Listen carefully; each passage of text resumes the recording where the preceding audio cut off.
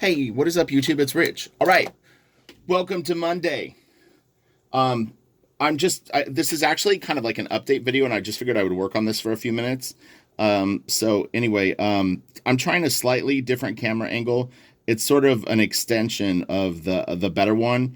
And we will see how it goes. I have it like almost right next to my head, and it's pointing at the paper. We'll see. I don't know if it's going to be in focus. I hope that it is. If not, this video is going to be a mess. But yeah, I mean, I'm using my cell phone and it's got a good camera in it, but it's not an exact science, and I can't see what is going on once I start working. So anyway, hopefully people checked out Super Fun Sunday, Gary Frank, and then I uploaded the end of that inking the Wolverine, pretty little detailed little headshot.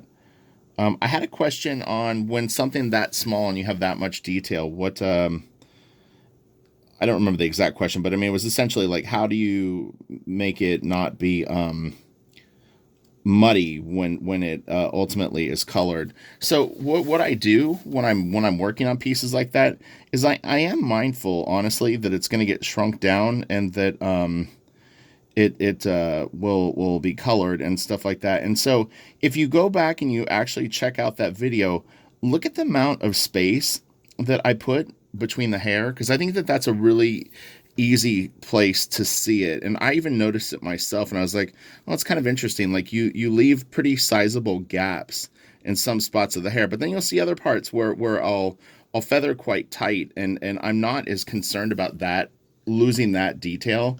So what I try to do is I try to keep a balance of what I know will possibly become just, it'll look like a black with like little scratches in it, and then what I want to read clear and have gaps where color can sit comfortably on it.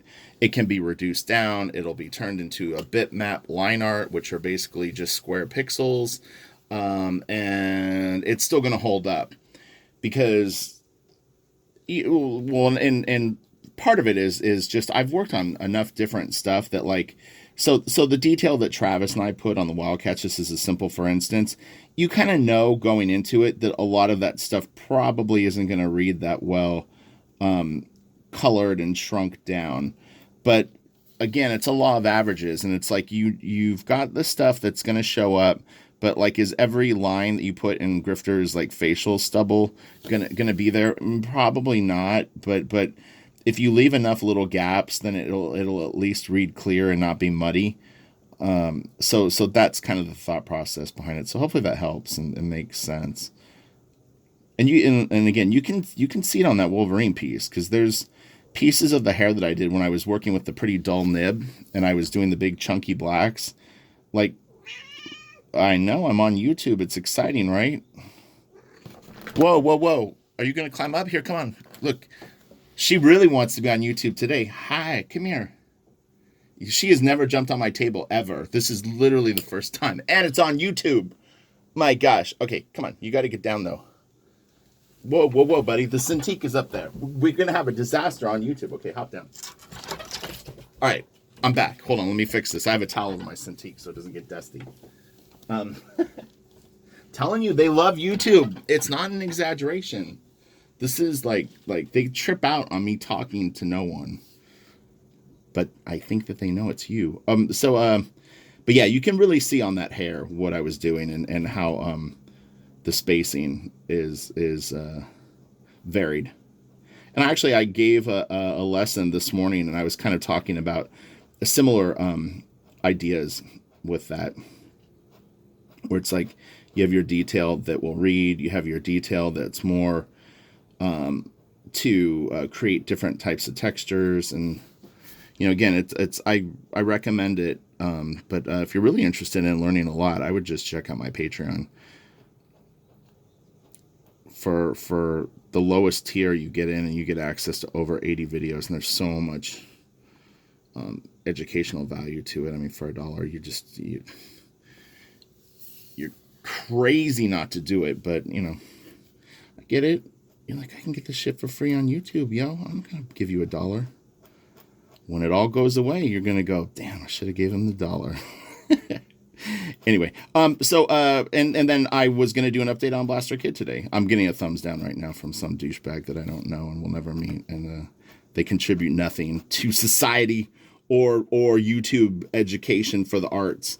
But yeah, so I've almost got the script done. I mean, I think that I'll have it done either tomorrow or the next day. It's very, very exciting. I worked on it for almost 2 hours this morning, and it's looking good.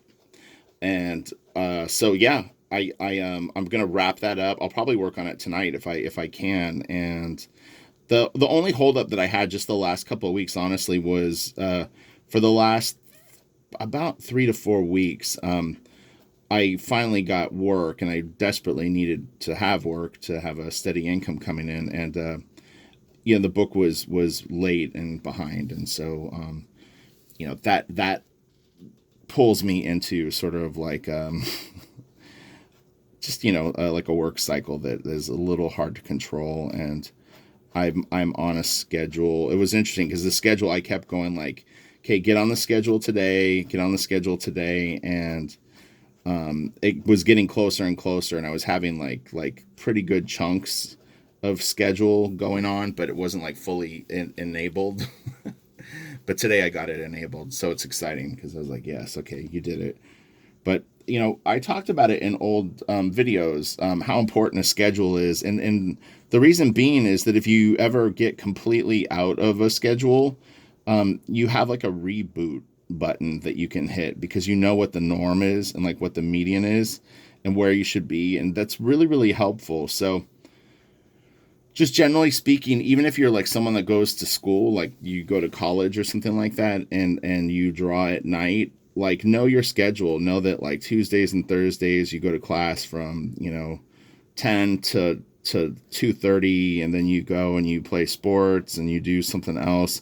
But you know that from 6:30 or 7 o'clock at night till like 1 in the morning you draw, and that's your time. And as long as you have that in place, you can always like settle back into that. It's really, really important. And like everyone's scenarios will be different. So some people may work a day job, and there's like, look, fatigue is a real thing. I mean, it's like if you work really hard at your job and you come home and you've got no gas to draw, the emergency valve that I would pull is draw for like 30 minutes, draw for 20 minutes, make it really, really like low commitment, but something you can do consistently. Like you get home and you're not really even settled in until like 7:30 or 8 o'clock at night. Just draw for 20 minutes, draw for 20 minutes right before you throw on the TV show you're going to crash out to, or whatever it is. I realize I have people that follow this channel that are in all different situations. So I'm sympathetic. I'm sympathetic to your causes, believe me, because I've worked so hard and I've done so many full books. And look, anyone that's a comic fan, especially, how many artists do you even know that can do monthly books? I do them all the time. Like if I'm on a normal schedule, I'm generally doing a book every month, and that's so rare just in general. But imagine how busy that makes me, and the fact that I've even been able to work on my art to the extent that I have has not been easy. I'm not sitting on $400,000 where I can just go like, well, if I don't really need to work in between jobs. Like if something ends, I pretty much almost always need to book something immediately. I can't take like 2 weeks off and float. And sort of, live out my fantasies. So I always am having to find the time to draw. It's not allotted to me. So, I mean, one of the things that I do is I just work all the time. It's like, if I'm awake, I'm probably working, but I goof around too. I'm not going to say that I haven't. I have a lot of like things that can distract me, and I usually try to make them inspiring, though. That's the thing, is if I have a distraction, hopefully it's putting something good in me. I shared a few like Dungeons and Dragons little things, and I'd worked real hard yesterday. I had a really hard page and it was nearly done, and it was late enough where I was like, all right, stop working because you're going to just be working all day tomorrow anyway. So don't burn yourself out tonight when basically tomorrow you're just going to basically do the same exact thing. So I gave myself, I don't know, maybe, 45 minutes. I was just looking at Dungeons and Dragons stuff, and it really actually inspired me a lot. It brings back a lot of fun memories of that. There's a lot of imagination. I would dungeon master quite a bit. And it reminded me of writing and the stories and all the what would you call it, like scenarios that can be in stuff, and it's really really fun. It's like playing a good video game, or if you're a movie fan, or if you like to read books. It's like the infinite possibilities are really really exciting, and it actually really inspired me. So like, as funny as it sounds, it was like a suggestion on YouTube.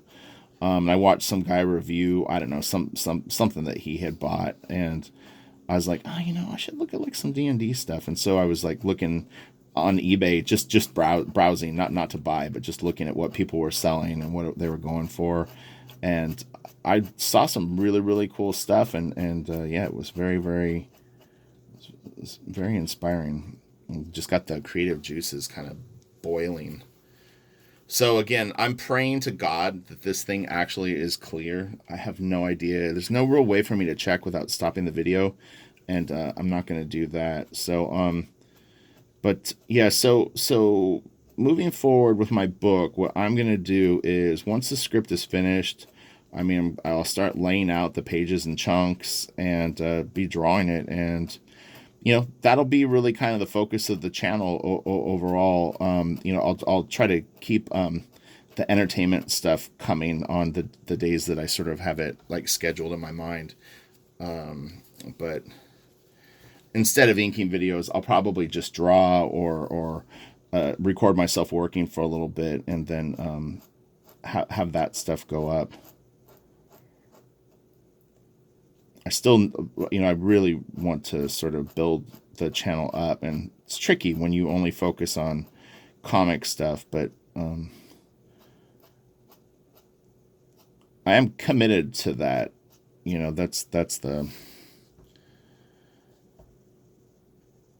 That's really what I want to direct it at. But I mean, I definitely have other interests, but it dilutes the channel. Like, you can't like whatever. Even using Dungeons and Dragons as an example, it's like if I started doing even one video a week on Dungeons and Dragons, it's really gonna just kind of be weird.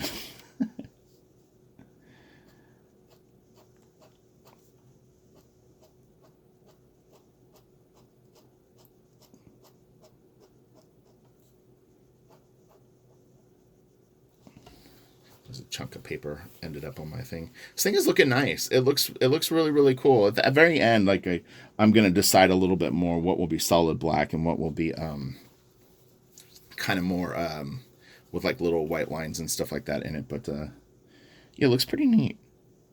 It looks pretty neat.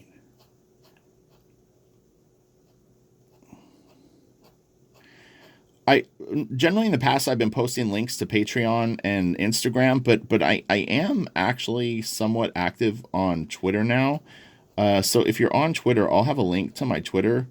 I, it's again, I mainly focus on art related stuff, or it's light.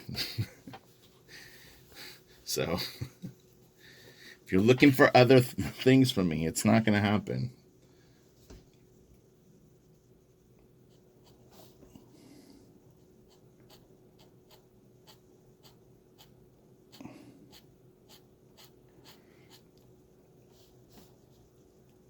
Oh, I hope this is in focus.